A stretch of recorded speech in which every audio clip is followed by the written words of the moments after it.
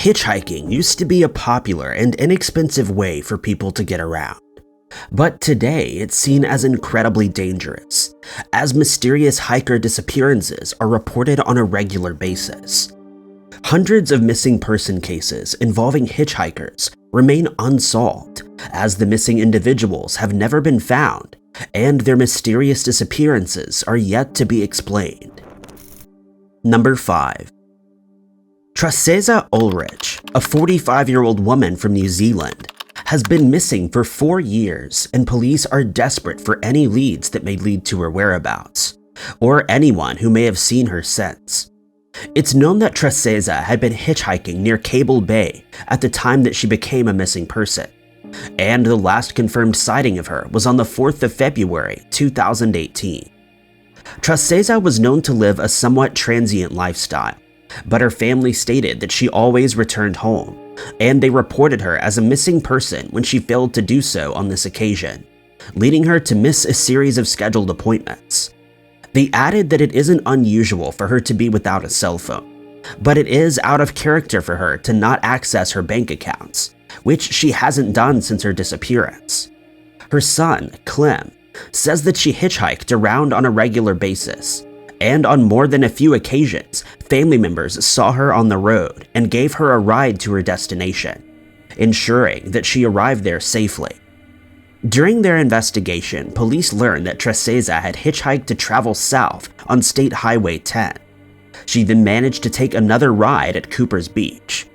She was then seen by witnesses in Kawakawa, where she got a ride to a bus stop at around 5 p.m.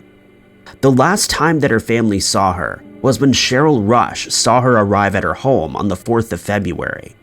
She had a shower, had something to eat after changing her clothes, and left, heading south. Cheryl stated that she believes Truseza get into the wrong car, and she's very likely no longer alive. Police stated that she was last seen wearing a bright yellow jacket and black 3/4 length pants. Investigators have asked anyone who may have seen her, or who has any information on Truseza's disappearance, to contact the police station at 09-408-6500. Or if they would prefer to remain anonymous, call Crime Stoppers at 0800-555-111. Number 4. The missing person case involving Ivor Edmunds began in Australia in 1959. Alan had been traveling through the country after starting his travels in London the previous year.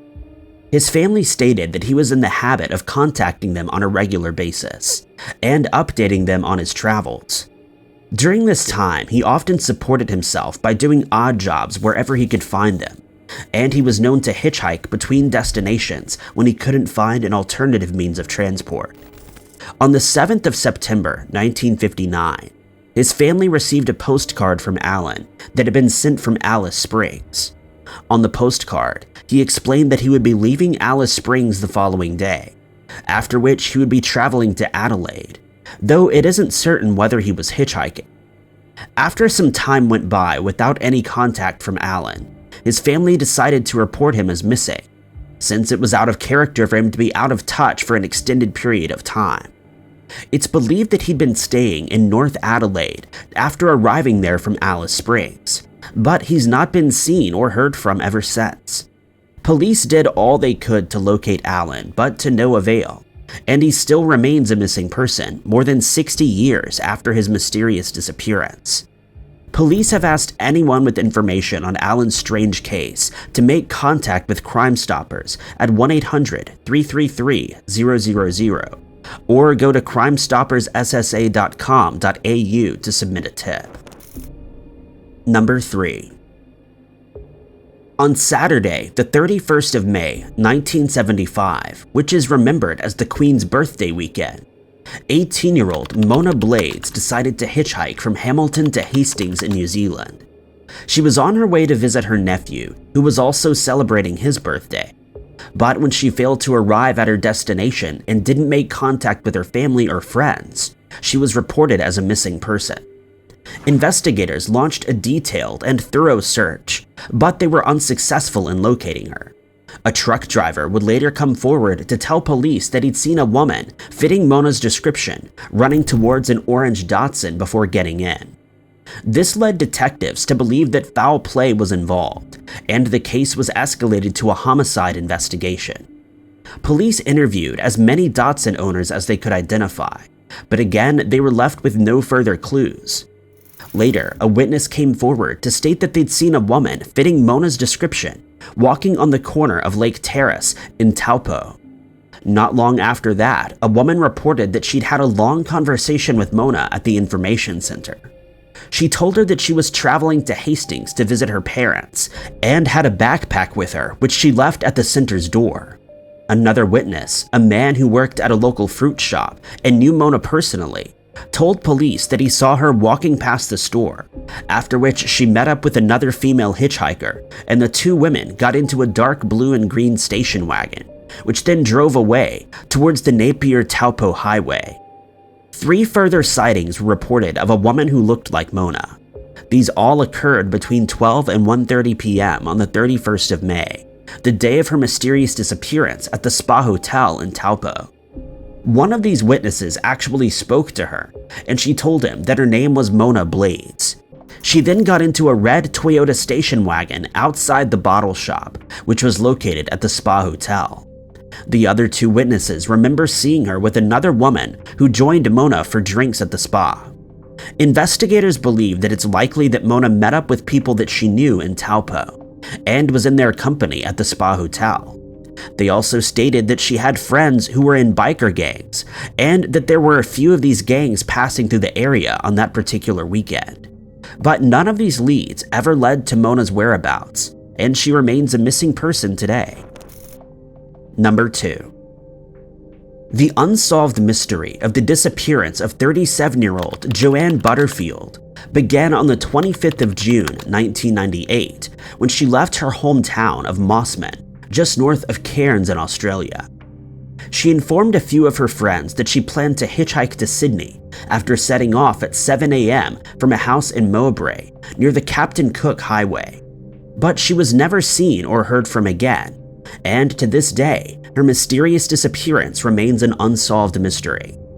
3 days after setting off on her journey, her black purse and her embroidered bag, which she always carried with her, were found between a cane railway track and a public lookout point about 2 hours south of Mowbray. Adding to the mystery, an envelope containing Joanne's Medicare card, her bank cards, and various personal documents were delivered by post to her house in Mossman on the 8th of July, 13 days after she'd set out on her journey. They had been sent anonymously, and there have been no clues leading to the person who sent them. When no further progress was made in the strange case, it went cold, and police started to lose hope that they would ever bring it to a conclusion. But in 2021, Acting Detective Inspector Kevin Goen stated that police had started re-interviewing people living in the Mossman area about Joanne's case. They had a particular interest in 2 men who were known to have had dealings with Joanne in the Mossman area at the time that she went missing. They've stated that they would like to speak to anyone who has information on the 2 men in a bid to find a link between them and the missing woman. They've also revealed to anyone who may have seen a hitchhiking woman between Port Douglas and the South Johnstone area between Thursday, the 5th of June, and Sunday, the 28th of June, 1998. Investigators also stated that they would like anyone who was traveling along Henderson Drive near Penguin Hill who saw any vehicles or people near the lookout point on those same dates to come forward. At the time of her disappearance, Joanne was wearing a black short dress with shoulder straps, flat black shoes, and she had her floral embroidered bag with her. She's described as being around 5 foot 3 inches tall with long auburn hair and blue eyes. Anyone with information on this case has been asked to contact Crime Stoppers at 1-800-333-000 or to submit a tip at crimestoppers.com.au.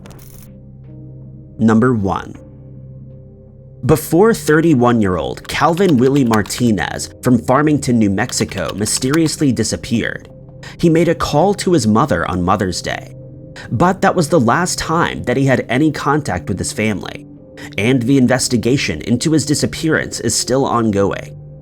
At the time that he disappeared, Calvin had been hitchhiking back and forth between Farmington and Albuquerque, as he was working on various construction projects.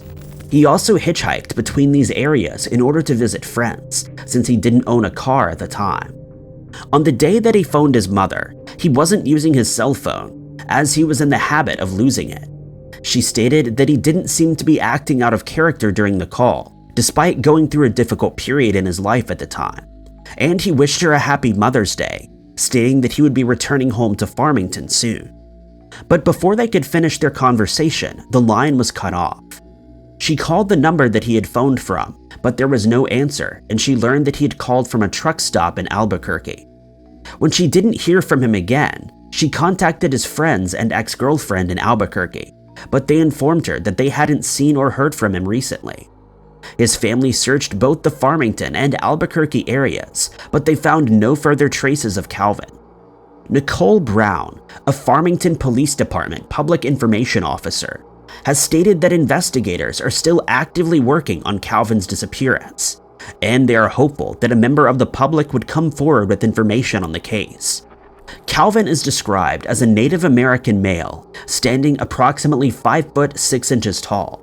He weighs around 200 pounds and has brown hair and brown eyes. He can also be recognized by the tattoos that he has, one of which is the words Martinez family located on his right arm. Anyone with information on Calvin's disappearance or his current whereabouts has been urged to contact the Farmington Police Department at 505-599-1070. Alternatively, you can make contact with Detective Chavez on the number 505-566-2370. Thank you guys so much for watching. If you liked this video, be sure to hit that like button. Also, don't forget to subscribe and click that notification bell to keep up to date with all of our future videos. But my name is Ty Knotts, and I'll catch you guys in the next video.